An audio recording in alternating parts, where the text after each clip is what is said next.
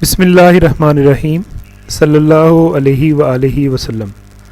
अस्सलाम वालेकुम dear students, welcome to lecture number 4 on differential equations 2.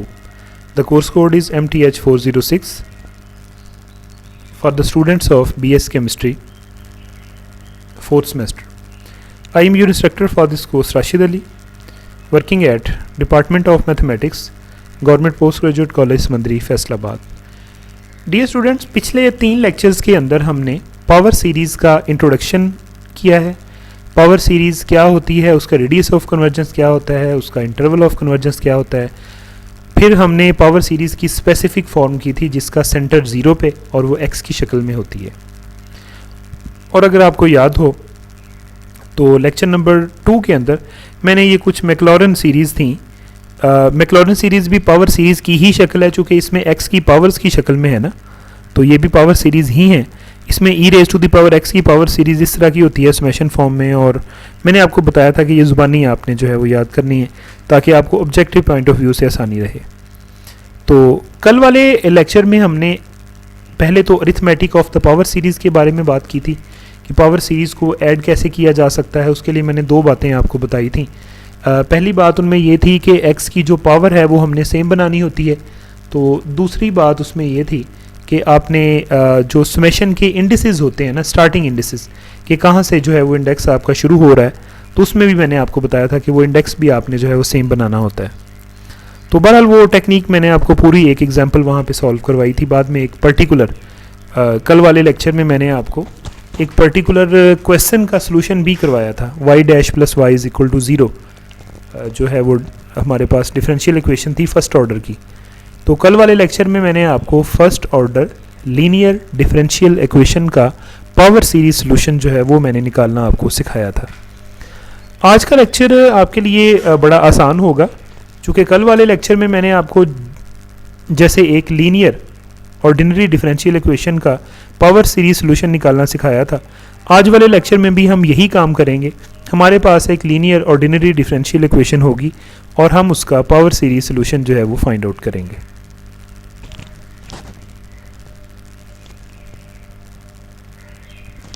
जी, ये एग्जाम्पल नंबर 2 है.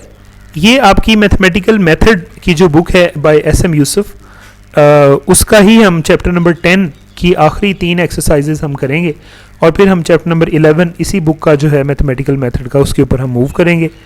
एग्जाम्पल नंबर 2 है उसकी 10.8 एक्सरसाइज से ये पहले है. Find the power series solution of the ODE. ODE जब भी मैं लिखता हूँ तो इससे मुराद होती है ऑर्डिनरी डिफरेंशियल इक्वेशन. किस ऑर्डिनरी डिफरेंशियल इक्वेशन का आपने पावर सीरीज सोल्यूशन मालूम करना है? y dash is equal to -2y का.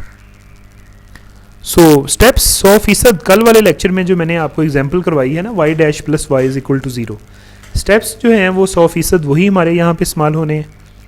सो given differential equation is y dash is equal to -2y. हम इसको 1 कह लेंगे. We assume 1 has a power series solution. हम इसका पावर सीरीज सोल्यूशन अगर होगा तो किस शक्ल का होगा? वो y is equal to summation n is equal to 0 to infinity Cn x raise to the power n type का होगा. इस तरह की शक्ल का होगा अगर इसका पावर सीरीज सोल्यूशन हो तो. द पावर सीरीज, अब इसमें तो y डैश भी है तो इसका आप डेरिवेटिव ले लेंगे. This power series can be differentiated term by term so that अगर मैं इसका डेरिवेटिव लूँ तो y डैश क्या आ जाएगा, समेशन उसी तरीके से, Cn बीइंग द कांस्टेंट उसी तरीके से, x raise to the power n का डेरिवेटिव आप बच्चों जानते हैं कि पावर रूल लगा के इसका डेरिवेटिव फाइंड किया जा सकता है.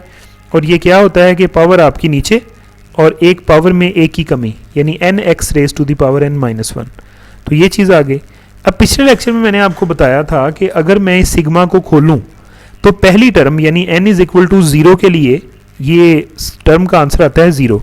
तो उसको ना भी लिखें आप, उसको अगर आप नहीं लिखते तो फिर इसका मतलब ये है कि आप अब सीरीज़ को सिग्मा को शुरू करेंगे n इज इक्वल टू 1 के साथ. तो अब फिर ये y डैश का आंसर क्या लिखा जा सकता है? ये लिखा जा सकता है summation n is equal to 1 to infinity n Cn x raise to the power n -1. तो इसलिए ये n इज इक्वल टू 1 से शुरू किया, चूँकि n इज इक्वल टू 0 के लिए फर्स्ट टर्म जो है वो 0 बनती है. ये मैंने बाकायदा तौर पे आपको जो है वो पिछले लेक्चर के अंदर कल वाली एग्जांपल के अंदर खोल के इसको ज़ीरो करके दिखाया भी था. So now substituting for y and y dash into 1, ये जो y और y की, ये y डैश की वैल्यू है, ये summation n is equal to 1 वाली, और ये y की वैल्यू है. इसको उठा के आप तो ये दी गई इक्वेशन जो कि y dash is equal to -2y है, इसके अंदर आप इसको जो है वो पुट कर देंगे. तो इसके अंदर पुट करने से आप देखेंगे कि ये बन जाएगी summation n is equal to 1 to infinity n c n x raise to the power n-1 is equal to -2 summation n is equal to 0 to infinity c n x raise to the power n. Right, अब ये equation बन गई, आपने इसको equation number 2 कह लिया. अब यहाँ पे कंपैरिजन वगैरह तभी किया जा सकता है ना कि दो बातें अगर तो हों. एक तो ये है कि सुमेशन के जो स्टार्टिंग इंडिसेस हैं वो आपके सेम होने चाहिए. दूसरी बात ये है कि जब हम सीरीज़ को खोलें तो पहली पावर जो है वो सेम होनी चाहिए. राइट, अब इसमें आप ज़रा गौर करें कि अगर हम n इज़ इक्वल टू 1 इसमें पुट करते हैं तो x की पावर बनती है 1 - 1.